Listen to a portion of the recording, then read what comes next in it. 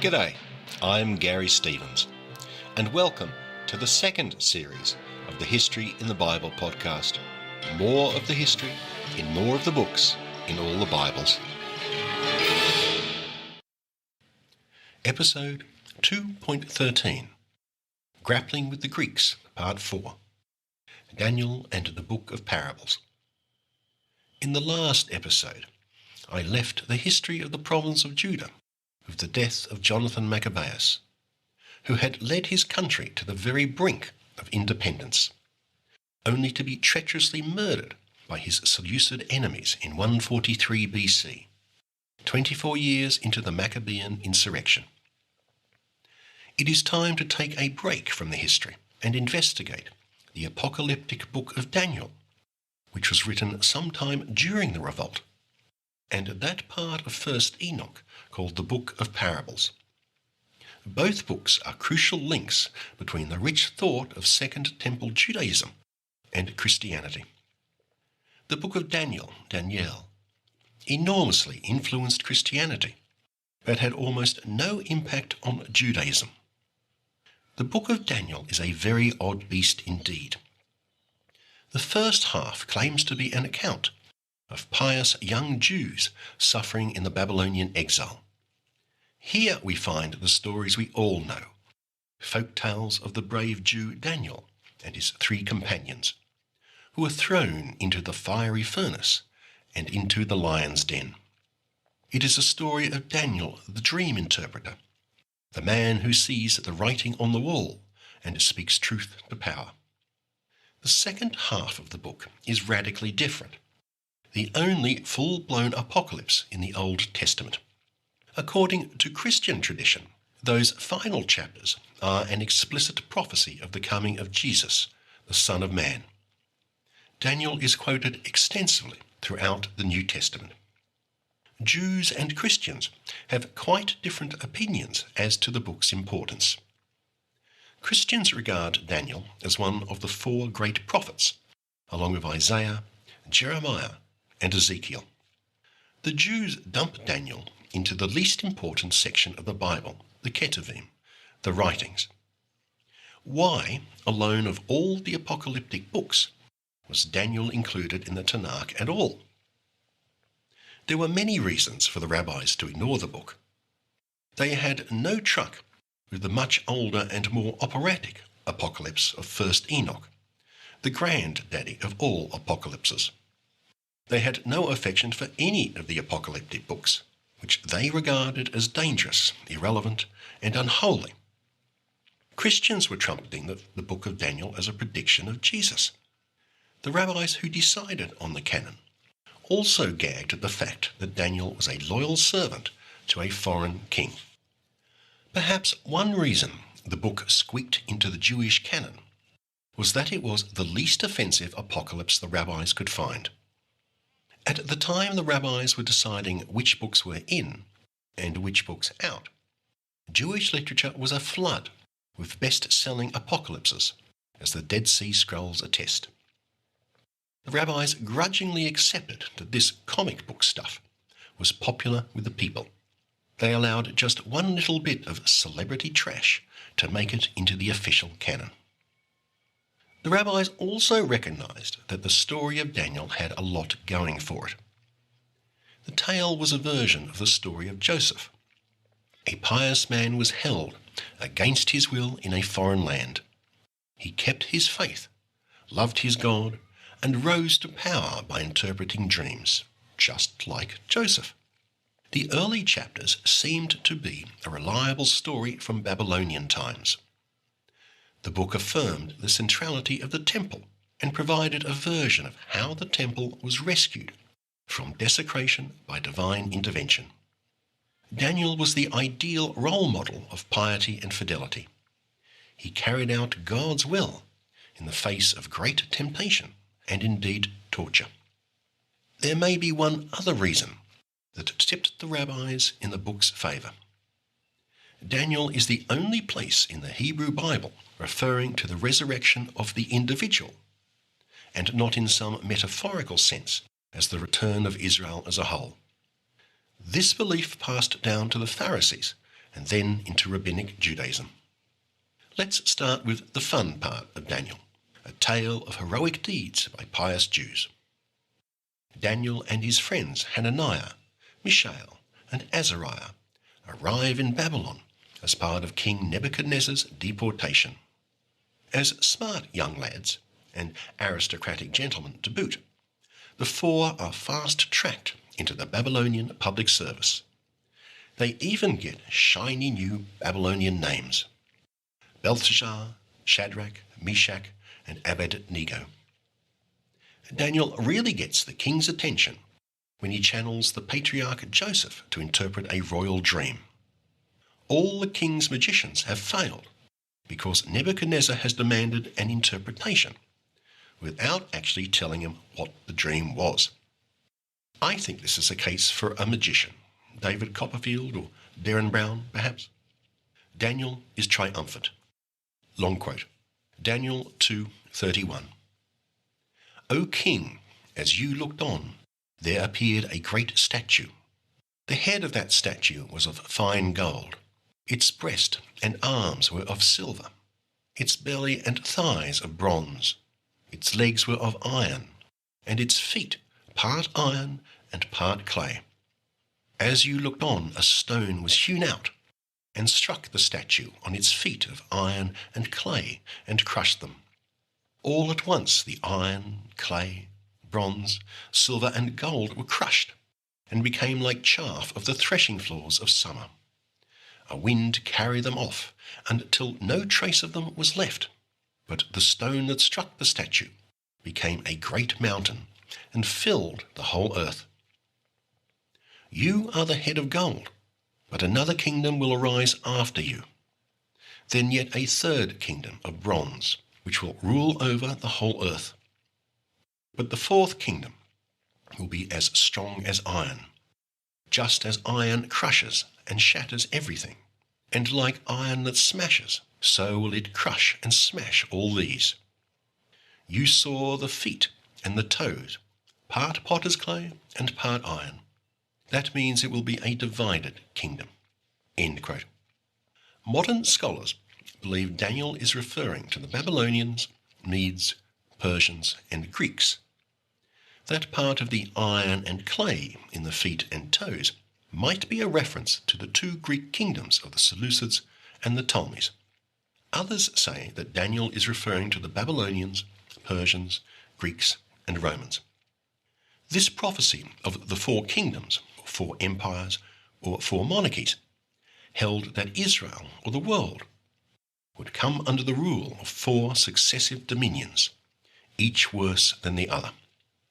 The final empire would launch a great persecution against God's elect. In this crisis, the monarchies would come to an end as God restored order to the world. The idea exerted enormous influence on Christians from antiquity to modern times. Protestants were especially taken with the theory. A classic example is the 17th century English Puritans. They saw in Daniel a prophecy of the unseating of a series of evil monarchies with the rule of the saints, themselves, of course. They emigrated to America to fulfill that prophecy. In some ways, the Book of Daniel is the founding document of the United States of America. The Book of Daniel continues with more famous folk tales. 3 of the 4 youths, curiously missing Daniel himself, are thrown into a fiery furnace for refusing to worship a statue. They are saved by a mysterious 4th figure, whom some Christians understand to be Jesus. Daniel interprets yet another dream of Nebuchadnezzar, prophesying that the king will be driven away from men. Daniel next uses his forensic skills to interpreting the mysterious incident of the writing on the wall during the reign of King Belshazzar, son of Nebuchadnezzar. In the final folktale, the Babylonians are conquered by Darius the Mede. Recognizing a dutiful civil servant when he sees one, Darius appoints Daniel to a high position. Daniel falls foul of the new king when he refuses to worship Darius, at which point Darius throws him into a pit of lions. Don't you just hate it when you have to kill your best employee? Thanks to God, Daniel survives. Darius rejoices and returns Daniel to the Median civil service. The folktale section of Daniel has been preserved in two versions, a shorter and a longer. The Greek Septuagint, passed down to Catholic and Orthodox Christians, has a lengthier text. That tradition includes a whopping 66 verses called the Prayer of Azariah, appended to the story of the fiery furnace.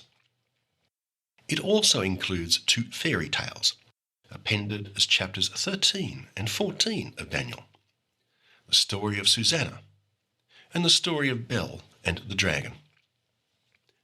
The shorter version is that presented in the Masoretic text used in Jewish Bibles. I suspect that those rabbis who voted to admit the Book of Daniel into the canon did so on condition that the frivolous fairy tales attached to the book be expunged. Martin Luther agreed and later followed suit. The Book of Daniel's history is a mess. Nebuchadnezzar's second dream, where he is driven away from men, better fits the crazy Babylonian king Nabonidus, who spent 10 years in a desert oasis, as I related in episode 2.4, Leaving Babylon, Part 2. And indeed, Nabonidus is the name we find in the Dead Sea Scroll fragment with the unlovely name of 4QPR Nab, the Prayer of Nabonidus. This is a wisdom story in which the afflicted Nabonidus seeks help from Daniel. One little curio. In this text, Daniel forgives Nabonidus for his sin of idol worship. This is the only instance in any Jewish writing of antiquity that one human forgives another's sins. The right to forgive sins is given to God alone. The goofs just keep on coming. Daniel says Belshazzar was the son of Nebuchadnezzar. He was actually the son of Nabonidus. Daniel says that Darius is a Mede. Darius was a Persian. Daniel says that Darius conquered Babylon. That feat was accomplished by Darius' grandfather, Cyrus the Great. That the Persian king Darius would demand his subjects worship him is unlikely to the point of inconceivability. The Persians were acclaimed for their religious tolerance. The second part of Daniel's book is as different from the first as you could possibly imagine. The first part is a collection of heroic stories told in the third person. We all know them. The second half is the only apocalypse to make it into the Old Testament, and it's written in the first person. First Enoch is a much older apocalypse, but that book made it into the Ethiopian Orthodox Bible, and no other. You won't find Daniel's apocalypse often taught in Sunday school. Daniel's apocalypse starts off with the usual cryptic vision. Long quote. Daniel 7:2. In my vision at night I saw 4 mighty beasts. The first was like a lion, but had eagle's wings. As I looked on, its wings were plucked off, and it was lifted off the ground, and set on its feet like a man, and given the mind of a man. Then I saw a second, different beast, which was like a bear, but raised on one side, and with 3 fangs in its mouth among its teeth. It was told, Arise, eat much meat. After that, as I looked on, there was another one, like a leopard, and it had on its back 4 wings like those of a bird. The beast had 4 heads, and dominion was given to it. After that there was a 4th beast, fearsome, dreadful, and very powerful, with great iron teeth, that devoured and crushed and stamped the remains with its feet. It was different from all the other beasts which had gone before it, and it had 10 horns.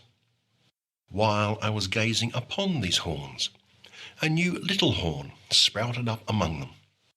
3 of the older horns were uprooted to make room for it. There were eyes in this horn like those of a man, and a mouth that spoke arrogantly." End quote. The text is deliberately enigmatic. As far as anyone can tell, the lion is Babylon, the bear the Medes, the leopard the Persians, and the last beast the Greeks. The 10 horns represent the many successor Hellenistic kingdoms that followed Alexander. That final little horn is Antiochus the Bonkers. Daniel throws in a few more visions about horned beasts and a long account of the war between the kings of the north and the south. These have been interpreted by the usual crazies as prophecies. You can find thousands of people on the internet just dying to explain to you how Daniel's words will come true real soon now. I have no doubt that Daniel makes no prophecies. Modern scholars are convinced that Daniel describes the various wars between the Ptolemies, south of Judah, and the Seleucids, north of Judah. Scholars are quite confident that the second half of the book of Daniel was written at the very beginning of the Maccabean revolt against the Hellenistic Seleucid kingdom. The book is excited at the imminent defeat of the little horn Antiochus the Bonkers, but he knows nothing of his actual defeat, nor of Judas Maccabeus' triumph with the rededication of the temple. Daniel is clear that Israel will be saved by the angels Michael and Gabriel. This is the only time in the Old Testament that angels are given names. Quote, Daniel 12:1. At that time the great prince Michael, who stands beside the sons of your people, will appear. It will be a time of trouble, the like of which has never been seen since the nation came into being. At that time your people will be rescued, all who are found inscribed in the book.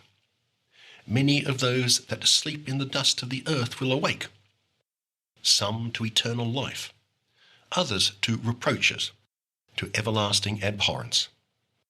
And the knowledgeable will be radiant, like the bright expanse of sky, and those who lead the many to righteousness will be like the stars for ever and ever. End quote. And with that passage, we have the only certain Old Testament reference to the resurrection of the individual, although it is not clear whether it means a bodily or a spiritual resurrection. Other prophets, such as Isaiah and Ezekiel, talk about a metaphorical, corporate resurrection of the nation of Israel, but never of a physical resurrection of individuals. Compare Daniel to 1st Enoch, the great apocalypse I covered in episode 2.9, the apocalypse to end them all. In 1st Enoch, those who have betrayed God will be gathered in an accursed valley before the last judgment, damned forever. In Daniel, reward and punishment are administered only after the last judgment. Until then, the dead sleep. Further, many of the dead will awake, but not all. Against his unholy horned beasts, Daniel describes how the coming judgment of God will be executed.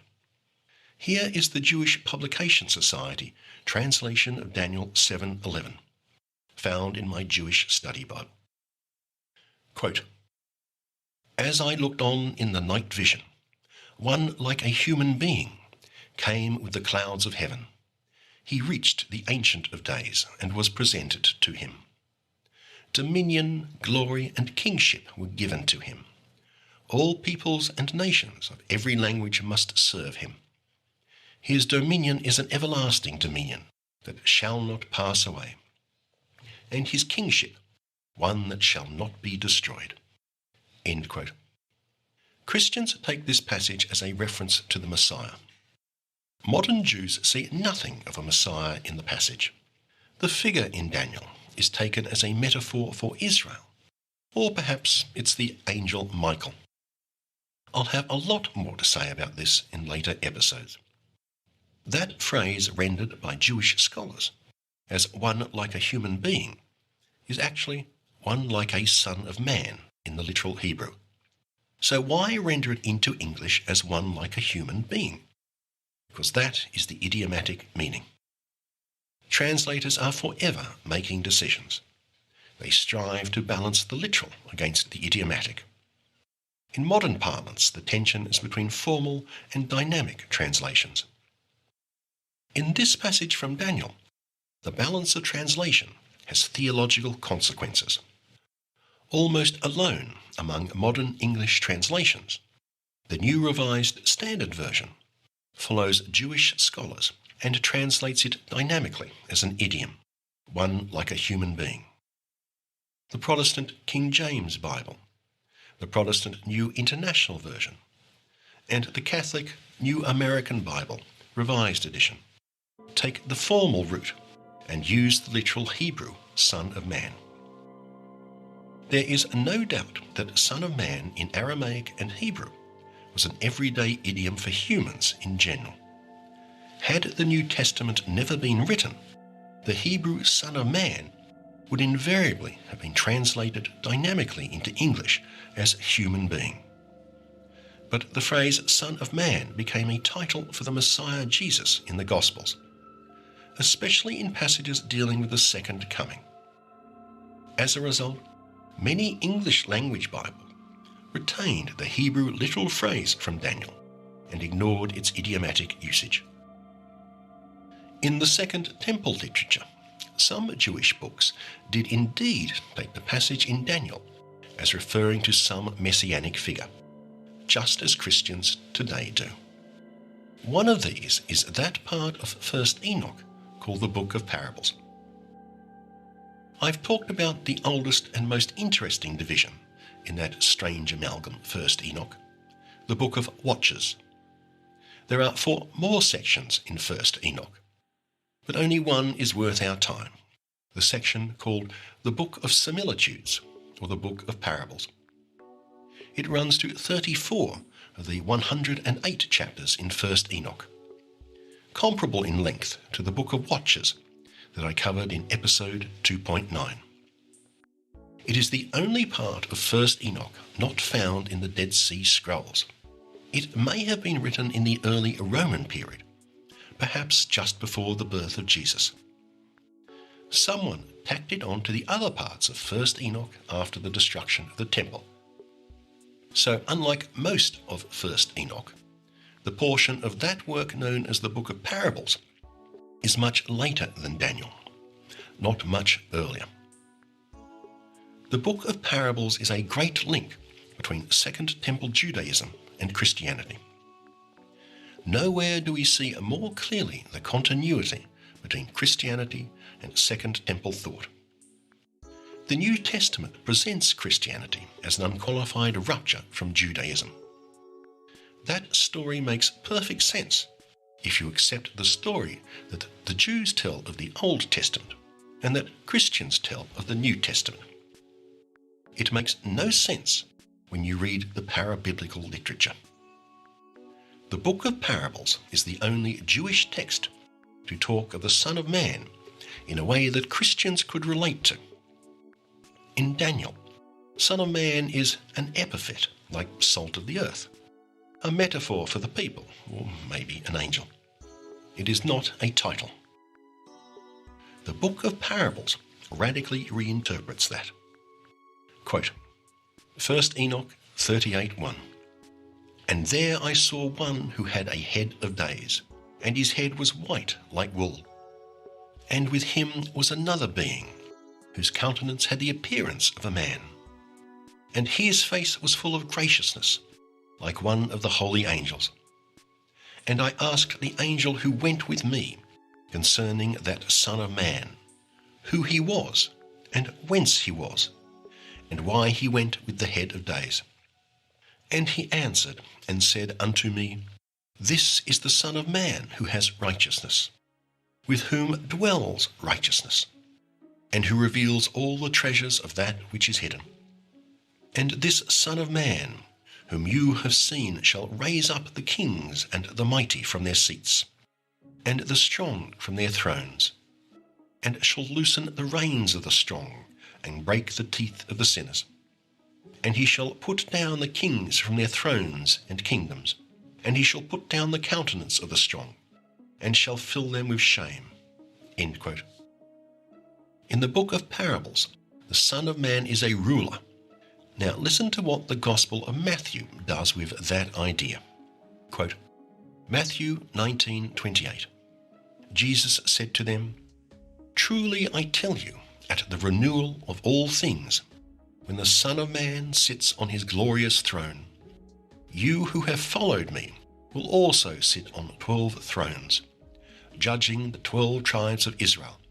And everyone who has left houses or brothers or sisters, or father or mother or wife or children, or fields for my sake, will receive 100 times as much, and will inherit eternal life. But many who are first will be last, and many who are last will be first." End quote. Matthew's Son of Man, the one who judges, is the one we find in the book of parables in 1st Enoch. He is not the Son of Man mentioned in Daniel. The book of Revelation copied the book of parables description wholesale. Quote, Revelation 1:12. "Then I turned to see whose voice it was that spoke to me. And on turning I saw 7 golden lampstands. And in the midst of the lampstands I saw one like the Son of Man, clothed with a long robe, and with a golden sash across his chest. His head and his hair were white as wool, white as snow. His eyes were like a flame of fire." End quote. In the next episode of the History in the Bible, I'll grapple with that other great jewel of the parabiblical literature, the mighty Book of Jubilees. Jubilees was a bestseller amongst Jews living at the time of Jesus. It remained at the top of Christian charts until the end of the Roman Empire. And then it just disappeared. We really have to talk about Jubilees. I'll see you next time. Thanks for listening. For maps, charts, and diagrams, check out my website, www.historyinthebible.com.